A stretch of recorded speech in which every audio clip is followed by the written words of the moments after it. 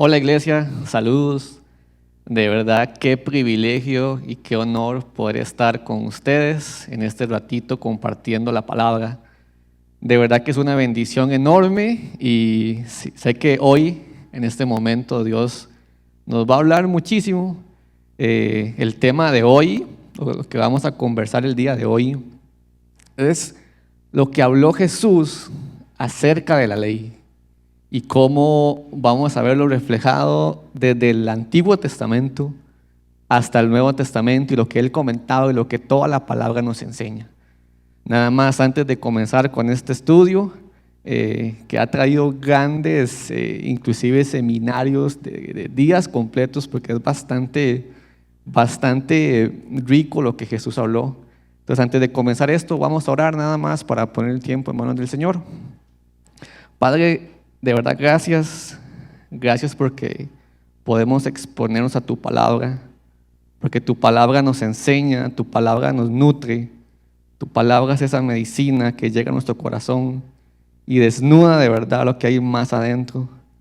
Que este tiempo tu Espíritu Santo nos hable, nos confronte y nos llene de tu presencia, de tu palabra, en el nombre de Jesús. Amén. Entonces vamos a hablar acerca de Jesús y de la ley. Nuestra base bíblica está en Mateo 5, 17 al 20. Le leo, en nueva versión internacional. Dice de la siguiente manera: no piensen que he venido a anular la ley o los profetas. No he venido a anularlos, sino a darles cumplimiento.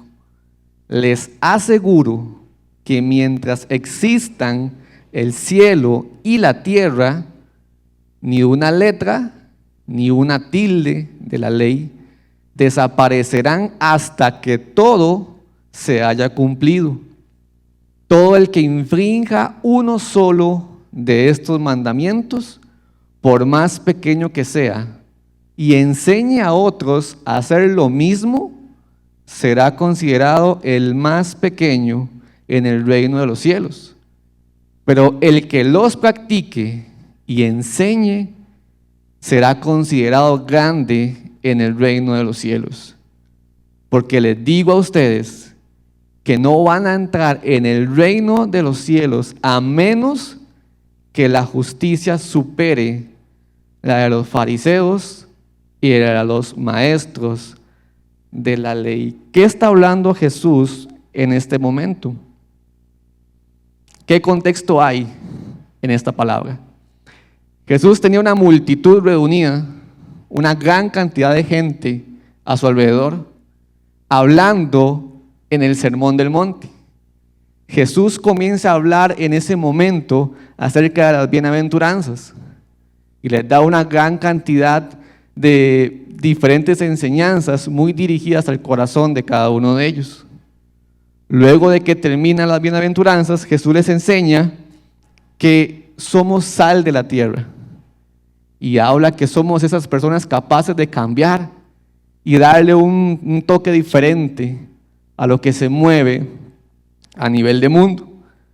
Luego termina de hablar de que somos sal de la tierra y habla de que somos la luz del mundo y cómo somos aquellas personas que alumbramos donde hay tinieblas. En ese momento, Jesús hace una pausa en lo que está hablando. Hace un paréntesis en sus enseñanzas y dice: hey, no piensen. Mateo lo desarrolla de esa manera. No piensen. Y ese no piensen me dice que en medio de todo lo que Él está hablando en ese momento, en medio de todo lo que Él está compartiendo en el Sermón del Monte, hay gente que mientras Él hablaba, estaba diciendo: ¿y este quién es? ¿Y este qué le pasa? ¿Y este qué está diciendo? ¿Por qué está hablando de esa manera? ¿Por qué está diciendo eso? ¿Está confundiendo a la gente? ¿Está tergiversando el mensaje? Todo lo que hemos venido hablando no es esto. Y Jesús empieza a generar conflicto en todos aquellos maestros, entre comillas, de la ley, en todos aquellos que pensaban que sabían y que manejaban el tema teóricamente. Y Jesús empieza de esa manera a cambiarles por completo la perspectiva de cómo estaban viviendo, de cómo estaban enseñando. Y le dice, hey, no piensen que con esto estoy anulando la ley. No piensen que con esto estoy borrando todo lo que se habló anteriormente. Más bien he venido a cumplirlo. Entonces, quiero que analicemos qué es esa ley de la que Jesús habla. En Éxodo 3, del 9 al 10, dice lo siguiente: han llegado a mis oídos los gritos desesperados de los israelitas, y he visto también cómo los oprimen los egipcios. Así que disponte a partir. Voy a enviarte al faraón para que saques de Egipto a los israelitas, que son mi pueblo. En ese momento, el pueblo de Dios está en una angustia enorme. Está sumamente angustiado. Está sumamente oprimido. Llevando palo del montón de cargas que tienen encima. Y dice textualmente, han llegado a mis oídos los gritos desesperados. Quiere decir que había un clamor en el corazón de ellos que decía, hey, por favor, Dios, sácanos de aquí. Trae libertad a nosotros, llévanos a otro lugar. Ya no aguantamos más, ya no queremos más esto. Por favor, sácanos de aquí. Llévanos a otro lugar. Y dice que el clamor llega, ese clamor de libertad llega a oídos de Dios.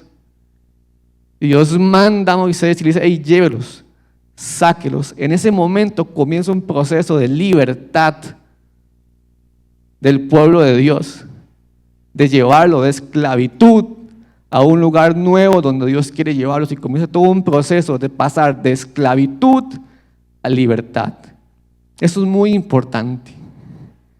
Dios los toma de ser esclavos y los lleva a ser un pueblo que está en libertad, y comienza todo un peregrinaje, todo el tema de las plagas, todo el tema de la salida del pueblo, todo el tema del paso del mar y demás.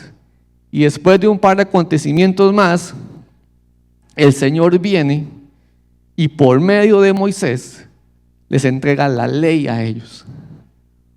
Un pueblo que salió de esclavo para vivir en libertad necesitaba una normativa para poder hacerlo.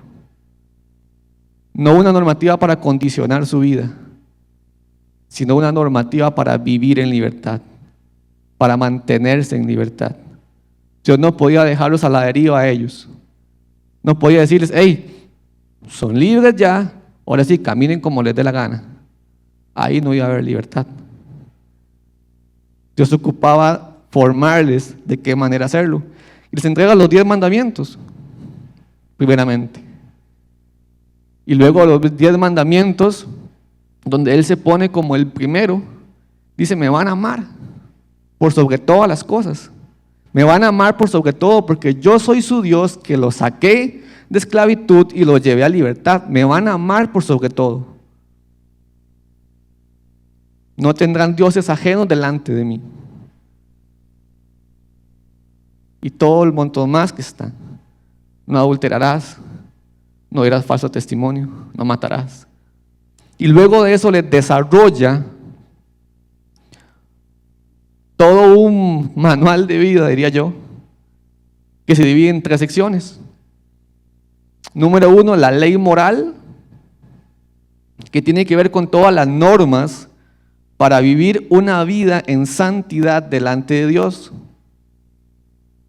Luego la ley ceremonial, toda aquella forma de cómo adorar a Dios y cómo purificar el corazón cuando había pecado. Y la ley civil, que tiene que ver con toda la vida social, legal y administrativa de Israel como nación. Dios quería un pueblo separado, un pueblo apartado, un pueblo diferente al resto de los demás. Y esa diferencia Dios se las marca a ellos. Quiero que vivan de esta manera. Quiero que vivan bajo estos preceptos. Quiero que caminen así, por amor, no simplemente por cumplir y ya, es por amor. Amen a aquel que los sacó de donde estaban y los llevó a un lugar diferente, es por amor.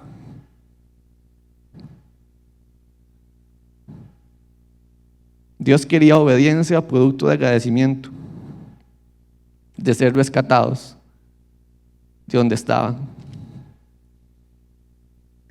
Y es por amor, porque obedecer sin amar es meramente religiosidad. Obedecer reglas, obedecer cosas, qué hago, qué no hago, se puede o no se puede. Es meramente religiosidad. Porque no estoy amando a aquel que me trajo a libertad. Ahora bien, ¿qué pasa con el ser humano? ¿Qué pasa con lo que hemos hecho o lo que ha hecho el hombre con lo que Dios le ha dado? Mateo 5, del 1 al 9, nos da un ejemplo de esto. Dice, se acercaron a Jesús algunos fariseos y maestros de la ley que habían llegado a Jerusalén y preguntaron, ¿por qué quebrantan tus discípulos la tradición de los líderes religiosos? Comen sin cumplir primero el rito de lavarse las manos.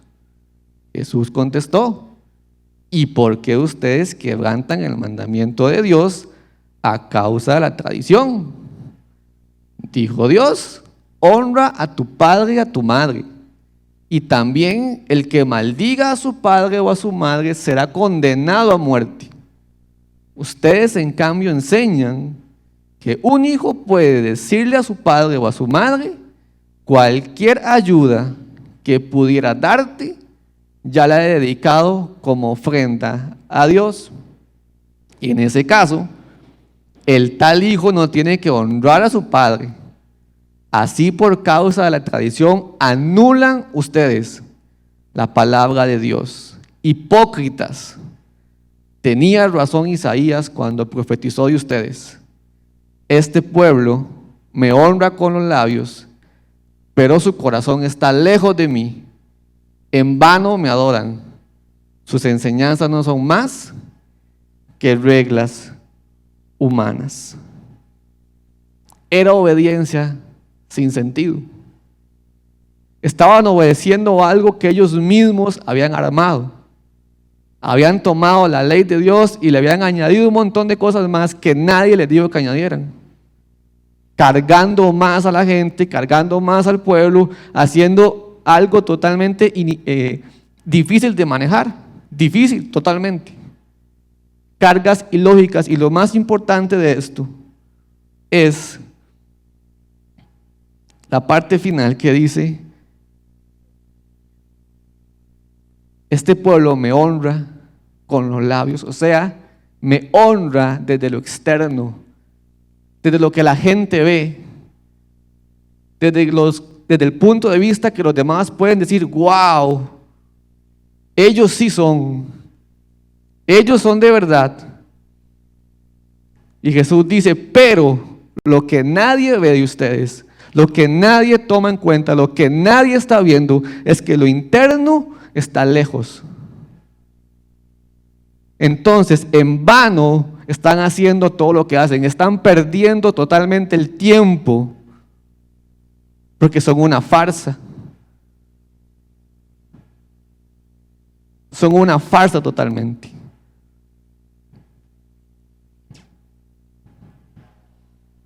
Era obediencia a reglas humanas sin ningún sentido. Era más importante para ellos entonces el juicio, el juzgar, que la misericordia.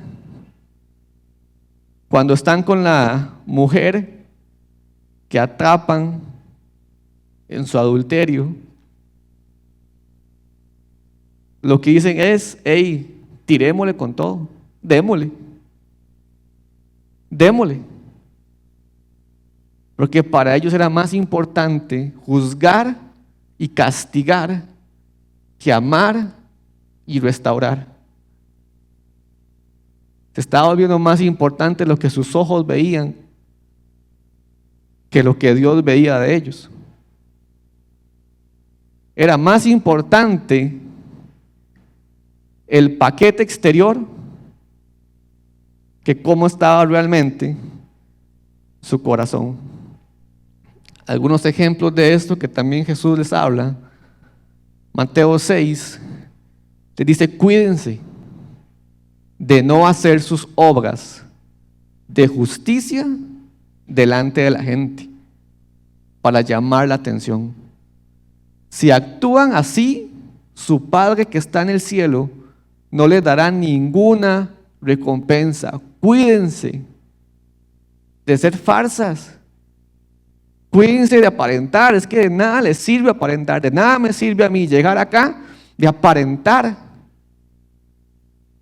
El que pierdo soy yo, porque Dios conoce lo que llevo yo adentro. Dios conoce mi rollo, Dios conoce mis luchas, conoce mis caídas, conoce todo lo que hay en mi corazón, hasta muchísimo más que yo. Y de nada me sirve entonces ser una farsa. Versículo siguiente, en el 5, les dice: cuando ustedes estén orando, no sean como los hipócritas, porque a ellos les encanta orar de pie en las sinagogas y en las esquinas de las plazas para que la gente los vea. Les aseguro que ya han tenido toda su recompensa. Lo importante para ellos era que los vieran, que externamente estuvieran intactos. Sepulcros blanqueados, les decía Jesús. La apariencia muchas veces mata. Andar aparentando es tan difícil. Y el corazón en agonía adentro, gritando libertad.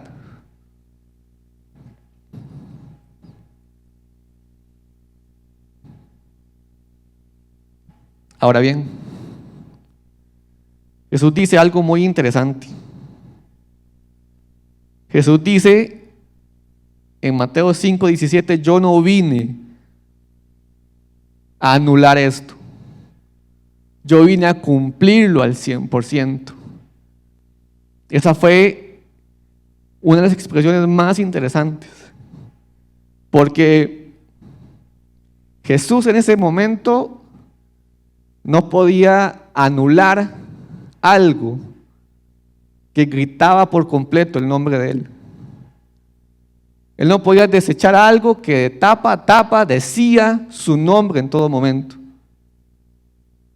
Jesús no podía tirar al suelo toda esa ley ceremonial que a todas luces hablaba en un futuro de que Jesús iba a ser ese encargado de lavarnos por completo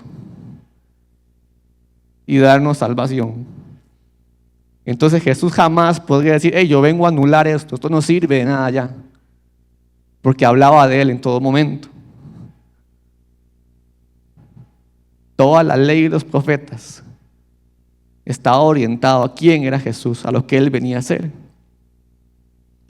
Jesús cumple toda la ley ceremonial. Cuando Él muere, el velo se rasga y queda abierto de par en par el acceso para nosotros como sus hijos. Jesús cumple toda la ley moral con su manera de vivir, al igual que toda la ley civil. Ahora bien, ¿cómo aplica esto a nosotros? Pablo fue una de las personas que más habló de esto. Fue una de las personas que más desarrolló y más les explicó a diferentes tipos de personas, a diferentes tipos de de iglesias les desarrolló un poco acerca de esto. Y vemos varios ejemplos acá en Romanos 3 del 27 al 31. Dice Pablo, ¿dónde pues está la jactancia? Queda excluida.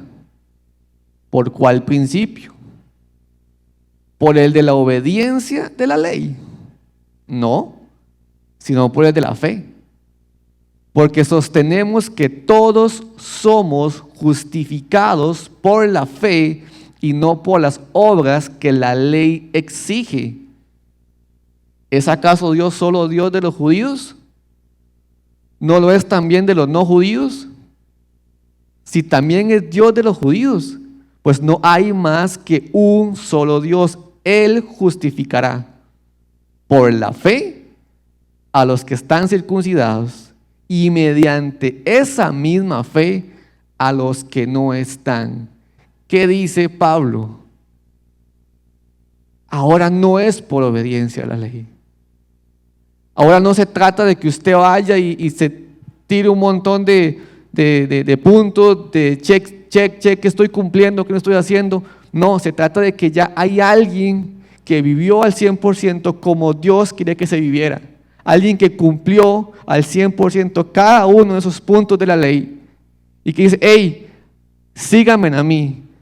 Yo los justifico, yo los capacito a ustedes, porque son débiles en la carne. Yo los capacito para que vivan como yo quiero que vivan. No se trata de que yo pueda o no pueda, porque jamás lo voy a lograr. Se trata de que Él es en mí, es su fuerza en mí, es su poder en mí, quien me capacita para ser una persona obediente. Y aún así, como humano que soy, sé que voy a meter la pata. Pero es ahí donde corro a Él nuevamente.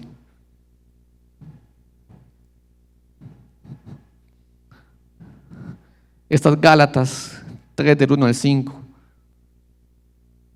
Les dice Pablo, Gálatas torpes, ¿quién los ha hechizado a ustedes? Ante quien Jesucristo crucificado ha sido presentado tan claramente. Solo quiero que me respondan a esto. ¿Recibieron el Espíritu por las obras que demanda la ley o por la fe con que aceptaron el mensaje? Tan torpes son, les dice Pablo. Después de haber comenzado con el Espíritu, pretenden ahora perfeccionarse con esfuerzos humanos. ¿Han tenido tantas experiencias en vano? Sí, es que de veras fue en vano. Al darle Dios su Espíritu y hacer milagros entre ustedes, ¿lo hace por las obras que demanda la ley o por la fe con que han aceptado el mensaje? ¿Por qué quieren justificarse por las obras? Les dice. ¿Por qué si a ustedes les fue presentado Cristo, porque ahora quieren justificarse con lo que hacen? Porque ahora buscan justicia cumpliendo cosas. Pablo le dice ahí tienen a Jesús. Justifíquense por medio de Él. Él es su justicia. Porque buscan ahora entonces llenarse de reglas. Búsquenlo a Él. Porque comenzaron de una manera y se desviaron. Búsquenlo a Él. El mismo Gálatas más adelante, del 17 al 19, sigue él hablando, dice, lo que quiero decir es esto, la ley que vino, hablando en el tiempo de Abraham, 430 años después, no anula el pacto que Dios había ratificado previamente. De haber sido así, que quedaría sin efecto la promesa. Si la herencia se basa en la ley, ya no se basa en la promesa. Pero Dios se la concedió gratuitamente a Abraham mediante una promesa. Entonces, dice él, ¿cuál era el propósito de esa ley? Fue añadida por causa de las transgresiones hasta que viniera la descendencia a la cual se hizo la promesa. La ley se promulgó por medio de ángeles por conducto de un mediador. Ahora bien, no hace falta mediador si hay una sola parte. Y sin embargo, Dios es uno solo. Fue añadida por causa de las transgresiones. Fue añadida para que nos diéramos cuenta qué es lo que en mi corazón no está correcto. Fue añadida como ese espejo para que yo vea y diga, uy, no, aquí mi corazón está totalmente desorientado. Y entre más me acerco a ella, entre más voy a ella, entre más camino en ella, me doy cuenta que mi corazón está desviado. Ese es el propósito que dice acá Gálatas. Que usted se refleje ahí. Y una vez que usted dice, hey, ahora sí, estoy mal, no estoy bien, voy a Él. Porque en mis fuerzas jamás lo voy a lograr. Jamás voy a poder con mis ganas, porque mi carne batalla para que nada de eso suceda. Jamás voy a lograrlo de esa manera. Entonces voy a Él para que Él sea en mí. Más adelante, el mismo capítulo 3, 21 al 25. Si esto es así, ¿estará la ley en contra de las promesas de Dios? En ninguna manera. Si se hubiera promulgado una ley capaz de dar vida, entonces sí que la justicia se basaría en la ley. Pero la Escritura declara que todo el mundo es prisionero del pecado, para que mediante la fe en Jesucristo, lo prometido se les conceda a los que creen. Antes de venir esta fe, la ley nos tenía presos, encerrados hasta que la fe se revelara. Así que la ley vino a ser nuestro guía encargado de conducirnos a Cristo, para que fuéramos justificados por la fe. Pero ahora que ha llegado la fe, ya no estamos sujetos a la ley. Nos conduce a Cristo, nos lleva a Él.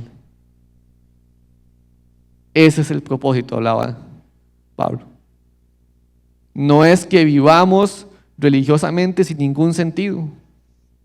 Vengo, cumplo, me ven, aparento, me voy, y así entro en un círculo vicioso. Pero Pablo decía, no se trata de eso. Vaya, refléjese en la intimidad y ahora sí, busque a ese espíritu que capacita. No se trata entonces de vivir cumpliendo. Se trata de vivir en amor.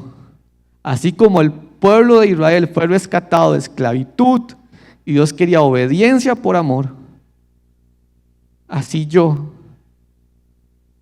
de donde Dios me sacó, de la porquería donde yo estaba, y me dio sentido a mi vida, me dio eternidad, de esa manera viva en obediencia por lo que Él hizo en mí. Mateo 26, y con esto voy cerrando. Le preguntan a Él, Maestro, ¿cuál es el mandamiento más importante de la ley? Y Él le responde, ama. Ame. Ame al Señor con todo su corazón, con toda su alma y con toda su mente. Le responde Jesús. Este es el primero y el más importante de los mandamientos. El segundo se parece, le dice. Ame. Otra vez, ame a su prójimo como a usted mismo. De estas dos líneas dependen toda la ley y los profetas. Por eso es que Jesús la cumplió al 100%, porque Él vivía amando. Él amaba a Dios, a su Padre, con todo lo que Él era. con toda su manera de vivir. Y ese, dice él, por eso es que yo no vine a abolir, por eso es que sigue, porque se trata de amar. Entre más ame yo a Dios, entre más ame su corazón, entre más lo ame a Él y su palabra, estaré seguro que por el Espíritu Santo estaré viviendo en obediencia a Él. Y esto fue algo que me encantó estudiarlo. Me encantó ver cómo nuestro corazón muchas veces se enreda en tonteras superficiales, se enreda en normativas, en cosas, en protocolos que un cristianismo falso ha puesto sobre la mesa. Y realmente Jesús nos está ubicando y nos dice: hey, solamente ámeme con todo lo que usted es, ámeme con todo lo que tiene, y de esa manera vas a vivir en esa obediencia. Quiero nada más orar para cerrar y agradecer al Señor por su palabra. Padre bueno, de verdad estamos muy agradecidos. Gracias, Jesús, porque tú eres nuestra justicia.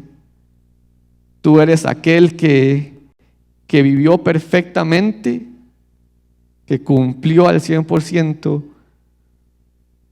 una ley que hablaba de etapa a etapa de ti, cómo viviste para honrar a Dios, para amarlo, para amar a tu Padre, para amar a quien se acercaba a ti.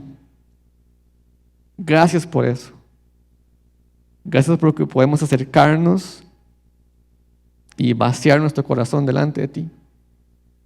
Perdónanos si hemos estado llenos de apariencias, de cosas superficiales que el mismo mundo nos pone encima.